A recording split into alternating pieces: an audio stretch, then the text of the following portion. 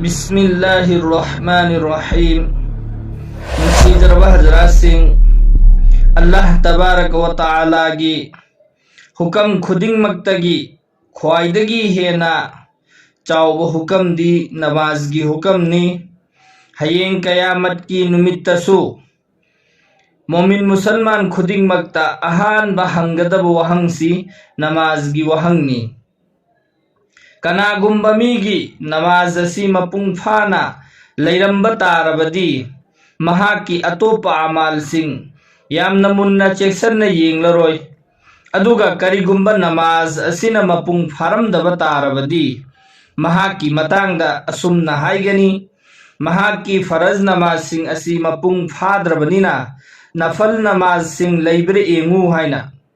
Nafal namaz sing adu na mensanba matamdasu mapung phadaba tarabadi mahaki damakta kayamat kinumita yamna aruba fibam haiba adu oiragani.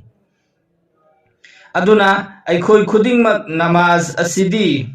chuktha thadokpa yadraba amalamani khallaga mapung phana soningai gi hotnagadabani.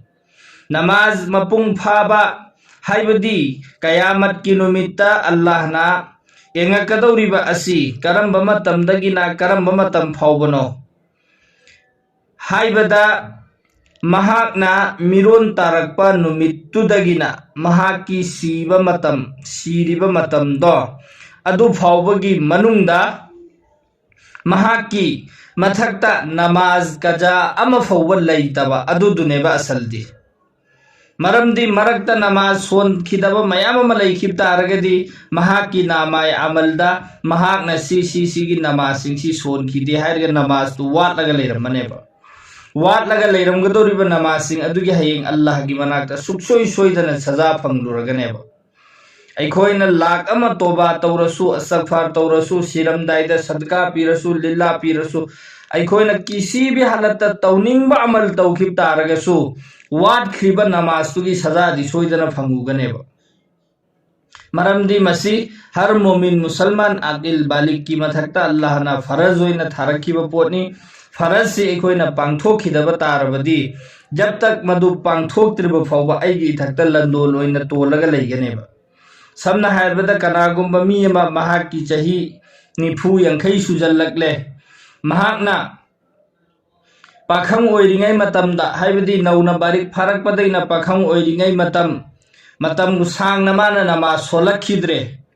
adugi matungda kona jama chatlubdagi natra kisibi halattagi mahakna Allah gi maikaida mamai onsillaklaga namazi oire namaz matamam phau manghandabida sonba hore adu oirasu magi mamangda mana sondadna manghan singdo adu dugi jabtak kaja singdok trifo magi mathakta landun oiraga adum leiganeba. Masi yamna luba posak amani aduna aikhoi namazi matam chana mafam matam chana solhauningai gi hotnagadabani aduga kanagumba mi solhaudre mamangda namaz mayama magi nanthokre son khidaba mayama malaikre adubu hujik gyan tare ai namaz soninge adu oitaragadi namaz kaja karamna singani aikhoi punsigi oiba namaz kaja singbagi tarika mamangda ina video thagat khrabani adugi link makha description da su pi jarake maduda yenglaga karamaina kaja singadabano haiba adusu khangningai gi khangjallaga aduda kaja singdokadabani. Masida aina haijaning lipsidi aduki matik magul leiraba amadi masi sondaba matamda suksoi soidana azab phangladaba namaz ase masigi sisu nupi singda makhoi namaz sonba yadaba matam laeba. Napaki gi halat haibadi makhoi gi masa singdaba matamda namaz sonba yadaba matam. Namaz sonba yadraba Quran sonba yadraba Quran sokpa yadraba adugi matamduda nupi singsi namaz sonba yadrena tum leithokadra natraga masida kari amal tawgani masida amal macha ama khaktang aikhoina tawraga aduki matik sawab yamba 70,000 magi guna ko pigadaba amadi yamna sawab chawba amal lama khaktang aikoi khangminaseba. Hairiba amal dudi nupi singi masa sengdaba matam ओइरकपदा मखोय नमाज सोनबा यादे अदुबु मखोयगिदमक्ता मुस्तहब ओइबा अमलदी करिनो HYBE मतमदा नमाज मतम हेक ओइरकपगा वजू तौथोकपा अदुगा मुसल्लादा फम्मगा नमाज सोनबा लोय हाइबदी नमाज सोनबा हौबदगिना लोयबा फौबदा चंगदब मतमदो अदुगिदु मुसल्लादा फमलगा हाइरिबा दुआ असि सोनबा सुबहानका अस्तगफिरुल्लाहल्लज़ी ला इलाहा इल्ला हुवल हय्युल क़य्यूम हाइरिबा दुआ असि सोलगा लैबा नमाज सोनबगी मतम जित्रा नमाज सोनबदा चंगिबा मतमदो अदुगिदु वजू तौथोअगा मुसल्लादा फम्मगा हर नमाज मतम खुदिंगी फम्मगा हाइरिबा दुआसे सोलगा लैबा तारबदी महाकिदमक्ता अदुकी मतिक कानैबा करी करी कानै हाइ मतमदा अहानबदा मागी नामाय अमलदा नमाज रेका लिसिंग अमा सोनबगी सवाब अल्लाह ताला ने इहनबिगनेबा अनि सुबदा महाकी 70,000 गुना हाइबदी गुना लिसिंग हुंद्रा मागी अल्लाह ना कोथोक हनबिगनेबा अनि सुबदा मागी दर्जा हिंगल हनबिगनी अहुम सुबदा हर इस्तिगफार के लफ्ज हाइबदी मान हुजिक सोनगदोरिबा दुआ से सिसी अममम सोनबा मतमदा मागी माइथोंगदा नूर अममम अल्लाह नबी नबीगनेबा मागी माइथोंगदा नूर पी नबीबगी आर्थदी मागी माइथोंगदा मीने हेक्ते एंगबदु नुंसीबा पोखनगनेबा अदुगा अरोइबदा महाकी मसादा चेनलिबा हर सिंगली खुदिंगमक्की ममल ओइना उमरा अममम तौबगी हज अमसुंग उमरा तौबगी सवाब अल्लाह नबी नबीगने हाइरिबा दुआ मतीक सिखक सोनकिबा नमाज मतम ओइरकबगा वजू तौथोकपा अदुदुगा नमाज ती सोनबे याद्रे कुरान सोनबे याद्रबनीना वजू तौथोअगा मुसल्लादा फमलगा हाइरिबा दुआसी लोइद्रिफोबा हाइबदी मतम हौबदगिना नमाज सोनबदा चंगबा मतमदो मिनट 35 चंगे मिनट 35 दो फम्मगा हाइरिबा दुआसी अदुम सोलगा लैरबा अदु ओइरदि हुजि ममांगदा हाइरिबा इनाम सिंगसी अल्लाह ना पी नबीगने मंगोंदा नमाज सोनबा यादबा मतमगिदि खोइना लोइन खंगदन लैरे मसाक सेंगक्तबा मतमदा मखोइगी थामदा दुम लाई मतम अदुगा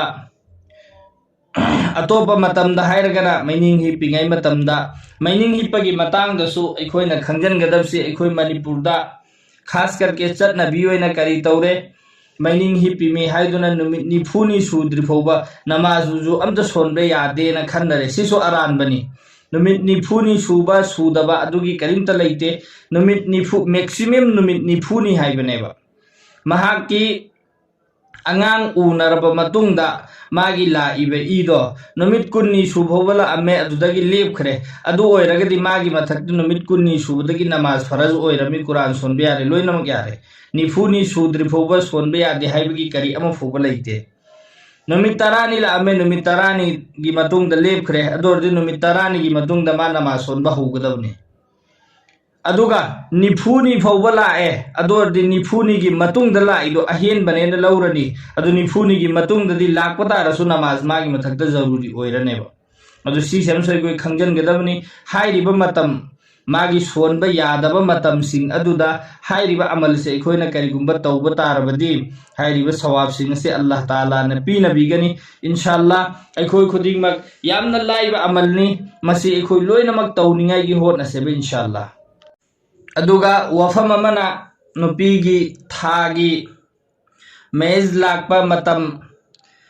हाइबदी मतम वाटना लाकपा यामना लाक्तबा सिगी मतंगदा कना कना गुंबना कमेंट हंगकपसु यावी सिगी दुआ अमुक्ता थागत पिरउ हाइना ममांगदा सिगी दुआ थागतुना यूट्यूब ता लैख्रबनी मसे अखोइना सर्च तौबा हैतबदगी नत्रगा अखोइना थेंगनरुबदगी खंगदुना हंगकपनी कना कना गुंबा सिगी दुआ पांबीबा अमदी सिगी दरकार लैबा मी यावरबदी मखादा डिस्क्रिप्शन दसु दुआ गी लिंक अइना पीजख्रबनी अदुगा करिगुंबा अखोइना यूट्यूब ता सर्च तौगेना हाइबा तारबसु यूट्यूब की सर्च तौफमदुदा अदुम चंगजल्लगा थागी मेज लाकपा मतम वाटना लाकपगी दुआ हाइरगा अदुम सर्च तौरसु फंगनी नत्रगना करिगुंबा अखोइना पुलपना थागतखिबा बयान खुदिंगमक हाइबदी दुआ दरुद खुदिंगमक असि लोइनमक फंगे हाइबा तारबदी यूट्यूब की सर्च ता चंगलगा ꯗꯨꯋꯥꯒꯤ ꯃꯇꯦꯡꯅ ꯂꯥꯌꯦꯡꯁꯤ ꯍꯥꯏꯕ ꯑꯁꯤ ꯏꯔꯒ ꯑꯩꯈꯣꯏꯅ ꯁꯔꯆ ꯇꯧꯕ ꯀꯥꯟꯗ ꯃꯈꯥꯗ ꯄꯨꯂꯞ ꯊꯣꯛꯂꯛꯀꯅꯤ ꯑꯩꯈꯣꯏꯅ ꯑꯗꯨꯒꯤꯗꯨꯗ ꯑꯗꯨꯝ ꯆꯪꯁꯤꯜꯂꯒ ꯂꯣꯏꯅꯃꯛ ꯊꯥꯒꯠꯈꯤꯕ ꯗꯨꯋꯥ ꯗꯔꯨꯗ ꯈꯨꯗꯤꯡꯃꯛ ꯂꯣꯏꯅ ꯐꯪꯒꯅꯤ ꯑꯗꯨꯃꯥꯏꯅ ꯁꯔꯆ ꯇꯧꯔꯒꯁꯨ ꯍꯥꯟꯅ ꯊꯥꯒꯠꯈꯤꯕ ꯗꯨꯋꯥꯁꯤꯡꯁꯨ ꯊꯤꯔꯒ ꯌꯦꯡꯃꯤꯟꯅꯁꯤ ꯏꯟꯁꯥꯜꯂꯥ